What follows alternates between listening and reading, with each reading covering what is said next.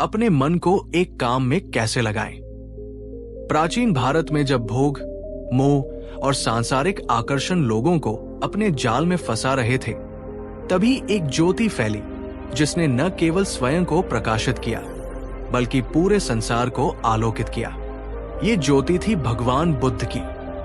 उनका जीवन एक सीख है, विशेषकर मन की एकाग्रता और संकल्प शक्ति की। इस कथा के माध्यम से हम जानेंगे कि भगवान बुद्ध ने कैसे अपने शिष्यों को सिखाया कि मन को एक काम में कैसे लगाया जाए। श्रावस्ती में भगवान बुद्ध के विहार में एक नया भिक्षु आया। नाम था सुधाकर। वो उच्च कुल का, शिक्षित और उत्साही युवक था, जिसने सांसारिक मोह छोड़कर बुद्ध के सान्निध्य में जीवन व्यतीत करने का निर्णय लिया। परंतु एक समस्या थी। सुधाकर का मन बार बार भटक जाता था। जब वो ध्यान करता तो कभी मां की याद आती, कभी पुराने मित्रों की बातें। जब वो ग्रंथ पढ़ता तो मन कल्पनाओं में उलझ जाता। एकाग्रता शून्य थी। परिणाम स्वरूप उसका अभ्यास बाधित हो रहा था। एक दिन वो निराश होकर भगवान बुद्ध के पास गया और बोला, भगवान, मेरा मन मेरे वश में नहीं है। मैं ध्यान करना चाहता हूं, परंतु विचारों की लहरें मुझे बहा ले जाती हैं। मैं एक ही काम में मन नहीं लगा पा रहा हूं। बुद्ध मुस्कुराए। उन्होंने कहा, प्रिय भिक्षु, तुम्हारा मन ऐसा नहीं है कि उसे बांधा न जा सके। बस सही उपाय और धैर्य की आवश्यकता है। आओ, मैं तुम्हें एक कथा सुनाता हूं। एक गांव में एक सुंदर बगीचा था। उस बगीचे में फूलों की क्यारियां, आम और अमरूद के वृक्ष और एक शांत तालाब था।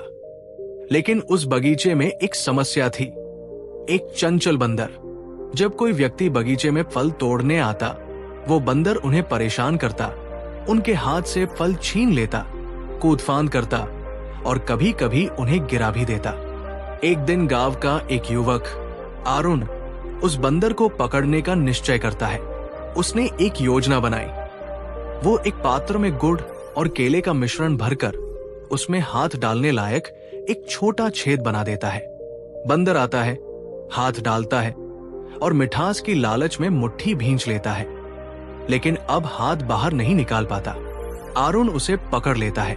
अब बंदर को एक पिंजरे में रखा जाता है और धीरे धीरे उसे प्रशिक्षित किया जाता है। कुछ समय बाद वही बंदर बगीचे के वृक्षों की रखवाली करने लगता है। बुद्ध ने सुधाकर से पूछा, क्या तुम समझे कि ये कथा क्या कहती है? भगवान बुद्ध ने कहा, सुधाकर, तुम्हारा मन भी उसी बंदर की तरह चंचल है।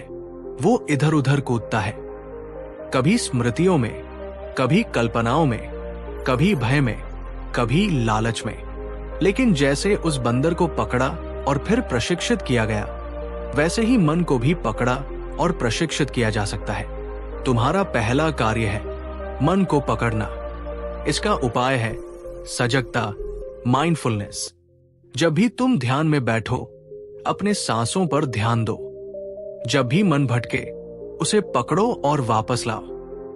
मन को एकाग्र करने की 3 विधियां बुद्ध के अनुसार। 1. आनापानसति, श्वास पर ध्यान। बुद्ध ने सुधाकर को कहा, तुम ध्यान में बैठो और केवल अपनी श्वास को महसूस करो। सांस आ रही है, सांस जा रही है, केवल इसे देखो। जब मन भटके, प्रेम से उसे वापस लाओ। जैसे मां अपने बच्चे को खेलते हुए बाहर से बुलाकर घर लाती है, वैसे ही तुम अपने मन को बुलाओ। 2. चित्तवृत्ति पर दृष्टा बनो। जब तुम पढ़ते हो और मन किसी अन्य विचार में जाता है, तो स्वयं को रोक कर कहो, यह विचार मेरा नहीं है, ये तो चित्त की आदत है। तब तुम धीरे धीरे उससे ऊपर उठ सकोगे। 3. धैर्य और अभ्यास। बुद्ध ने कहा, मन को वश में करना एक दिन का कार्य नहीं। जैसे नदी धीरे धीरे चट्टानों को काट देती है, वैसे ही निरंतर अभ्यास मन को स्थिर करता है। इसलिए अभ्यास करो, लेकिन बिना हताश हुए। सुधाकर ने भगवान बुद्ध की बातों को गंभीरता से लिया। अब वो हर सुबह श्वास पर ध्यान करता। जैसे ही कोई विचार आता, वो डरता नहीं था, बल्कि प्रेम से उसे पहचानता और छोड़ देता। जब वो ग्रंथ पढ़ता तो एक लक्ष्य निर्धारित करता, आज केवल ये अध्याय और कुछ नहीं। और बीच में अगर ध्यान भटके, वो मन को रोकता और फिर शुरू करता। धीरे धीरे सुधाकर का मन स्थिर होने लगा। पहले जहां 5 मिनट ध्यान भी कठिन था, अब वो 1 घंटे तक बैठ सकता था। बुद्ध ने एक दिन सुधाकर को एक पात्र में जल भरकर दिया और कहा, इसे लेकर पूरे विहार में घूमो, लेकिन ध्यान रहे एक भी बूंद न गिरे। सुधाकर ध्यानपूर्वक पात्र लेकर चला। उसका पूरा ध्यान जल में था। न उसने किसी भिक्षु से बात की, न किसी दृश्य पर ध्यान दिया। वो सफल रहा। बुद्ध ने कहा, देखा तुमने, जब लक्ष्य स्पष्ट हो और मन सजग हो, तब भटकाव की कोई जगह नहीं रहती। भगवान बुद्ध ने अपने उपदेश में कहा, मन घोड़े की तरह है, यदि लगाम नहीं लगाई जाए तो ये हमें किसी भी खाई में गिरा सकता है, परंतु यदि उसे प्रशिक्षित किया जाए तो वही मन हमें निर्वाण तक पहुंचा सकता है। सुधाकर अब बदल चुका था।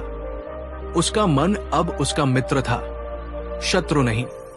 वो हर कार्य में मन से जुड़ने लगा, चाहे वो ध्यान हो, अध्ययन हो या सेवा हो। इस कथा से हम सभी को ये सीख मिलती है कि मन को एक काम में लगाना असंभव नहीं है, परंतु इसके लिए सजगता, अभ्यास और धैर्य चाहिए।